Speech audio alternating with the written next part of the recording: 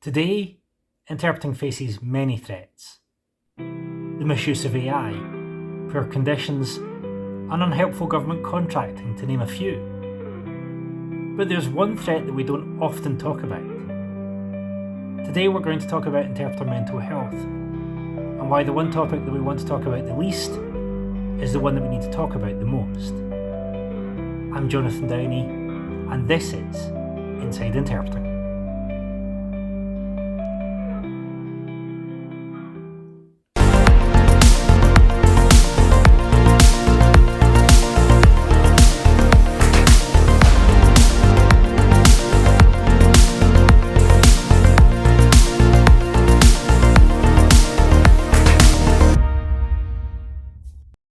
About 2 years into my career in languages, I had my first episode of poor mental health. For about a week, I had the same routine. My wife would go out to work, I'd lie in bed as long as I could, then I'd stare at the bedroom wall for hours on end, hardly moving all day. I was not good. Not good at all. The story of how that ended will have to wait for another time. For now, how it started is more important. To understand that, we need to go for a walk. Freelance interpreters are business people. We might not like that, we might not always appreciate that, but we are. As such, we need to prospect for work. The funny thing is, when you're starting out, you don't know much about how to do that. Interpreters in Edinburgh didn't have a social calendar when I started. I did look at getting work in France, but for complicated reasons, that didn't really work either. So what did I do? I sent my CV to agencies and replied to posts on jobs boards. I tried networking, but in those early days I was an interpreter, a translator, an editor, a proofreader, a reviser, a writer, and goodness knows what else. It's hard to fit all that on a business card. What ended up happening was that I got translation work, which I could do, but I wasn't that good at it, or attracted to it. I didn't really enjoy it.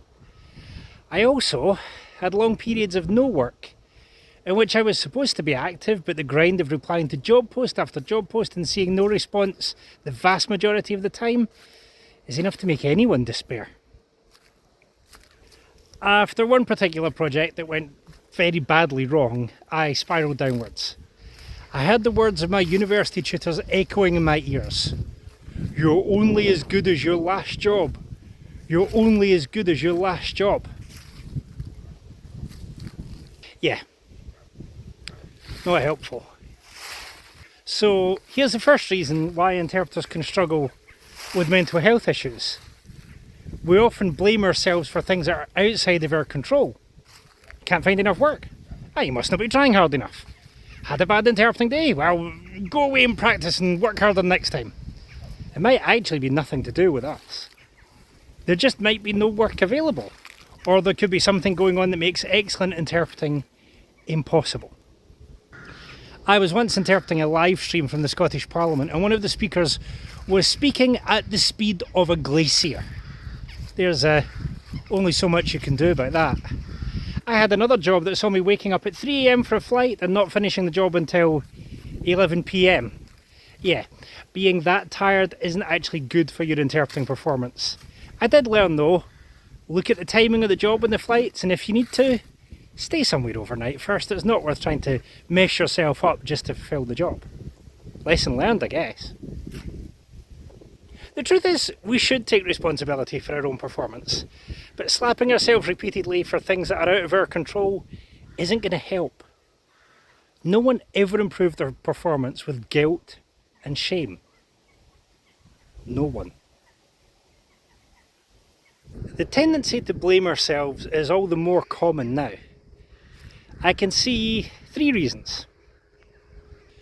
With machine interpreting, although it doesn't actually deserve that name now in existence, it's super easy to think that if we're not perfect, we'll be replaced. It is true that we need to bring something that the machines don't. That shouldn't have us running for the hills though. A good book on the subject can tell us what the difference between humans and machines trying to do interpreting actually is. And it turns out that being human is a lot more important than chasing perfection. Secondly, we haven't always created the most supportive professional culture.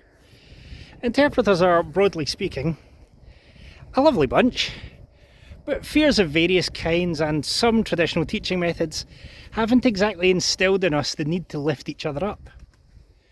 When was the last time you felt comfortable admitting that you were in a dry spell? When did you last feel comfortable admitting that you were finding it hard to find work? We all love a good conference picture, and no one's going to post pics of themselves looking bored. But we all have times when work is hard to find. There should be no shame in admitting that. What about having a good sense of how good our work actually is? Asking for feedback can be hard, and it's one of the reasons why I've never gone to one of those interpreters practice groups. I'm scared, if I'm honest. I once asked an experienced interpreter how I had done on an assignment, only to be told, "If you weren't good, you wouldn't be here." It took until I'd had about 6 years of interpreting professional practice before a colleague pointed out that I had dealt with something well.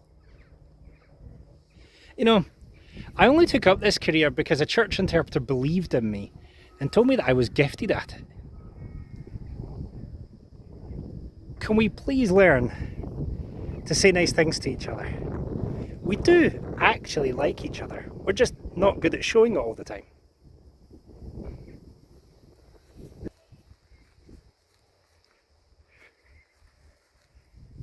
Thirdly, and this might seem rather odd, we tend to forget why we actually exist.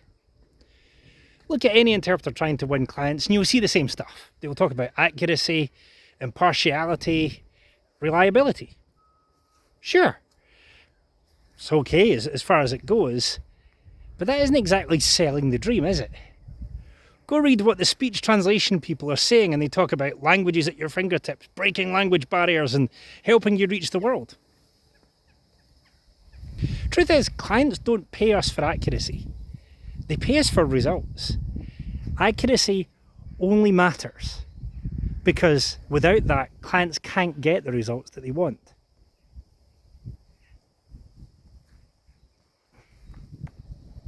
I once did whispered interpreting at a conference on the economics of wood. If any of my tutors were there, I think I would have been given a C or maybe a B- if they were being generous. I used a lot of summarising, talked my way around some key terms, and tuned my output to what I knew the clients wanted to know. I could call it managing my cognitive load, but that would be pretty generous, shall we say. Funny thing is, the clients thought otherwise. They told me that I was the best interpreter that they had ever had, and they really enjoyed working with me. Apparently, few interpreters managed to work out what was going on and deliver interpreting that worked for their purposes. I had planned to go home after that event in a bit of a grump and maybe tell myself off for a day or two. But I couldn't do that now, could I? A machine might be more accurate than I was that day. But I was more useful. Do you know what your clients need from you and what they find useful? So, where do we go from here? As I'd said earlier in the video and put on screen, I'm not a mental health specialist. And if you're watching this, you probably should see a mental health specialist. After a second episode of Poor Mental Health, I went and got myself 25 counselling sessions. That helped a lot. With the skills I learned from that, I'm usually in a much better place. I still have down days and I still have stuff to work on, but I'm doing much better. And that's a good place to start.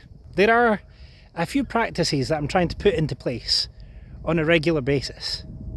You might want to join me. The first practice is honesty. I used to be the guy who'd have one success somewhere and then do talks on that success for a period long after I'd spent any money that I'd actually earned from it. I used to dread being asked certain questions as I had long periods of feast and long periods of famine. I'm very, very glad that I'm in a period of feast right now. we need to make it okay for interpreters to say they're struggling. It could be financially, could be emotionally, could just be a crisis of confidence. It could be imposter syndrome.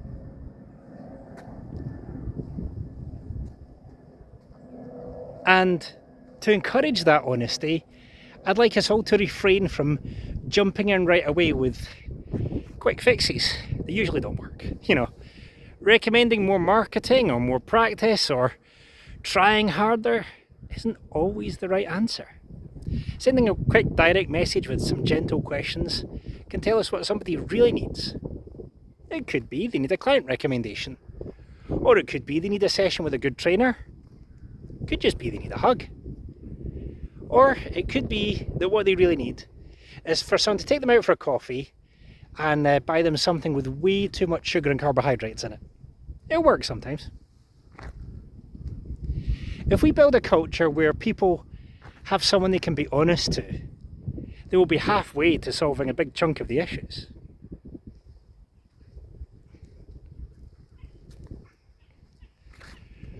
We also need to be honest that telling people what they need to be doing all the time isn't great. Let's talk honestly about downtime, rest, and the need to have a hobby that doesn't involve consoles, travel, and trying to work out why some RSI platform is making you sound like Darth Vader. The second practice I want to adopt is to chase usefulness over perfection. There is no such thing as perfect interpreting. But there is such a thing as interpreting that does the job it needs to do. We should be chasing the latter. Always chase usefulness over perfection. Interpreting, after all, is a people job before it's a language job. Let's work hard at being pleasant to listen to and easy to follow, and knowing how to deliver interpreting that does exactly what clients need it to do. You never know.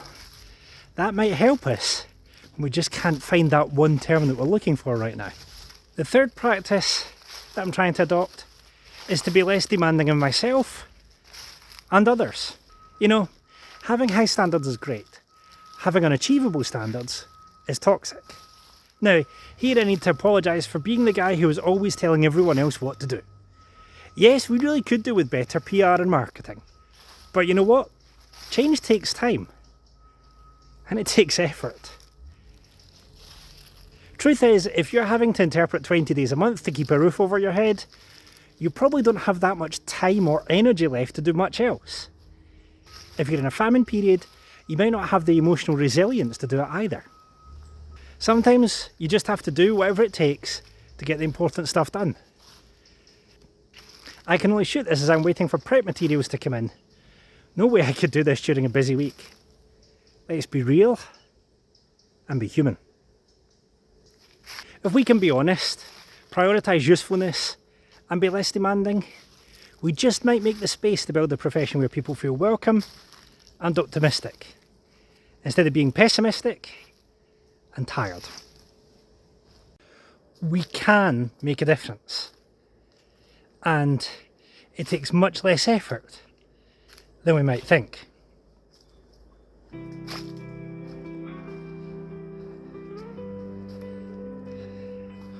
Oh, and you should definitely book some therapy or counselling if you haven't already. Trust me, if you find a good professional, you won't regret it.